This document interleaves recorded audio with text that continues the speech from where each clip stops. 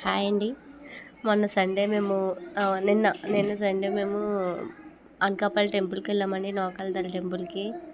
అక్కడ బాగా దర్శనం అయిపోయింది. మా ఆయన అలా ఫ్రెండ్స్ మొత్తం వెళ్ళాము. మేము పిల్లలు మొత్తం కలిసి వెళ్ళామండి. అది నేనే మాస్క్ పెట్టుకుంది.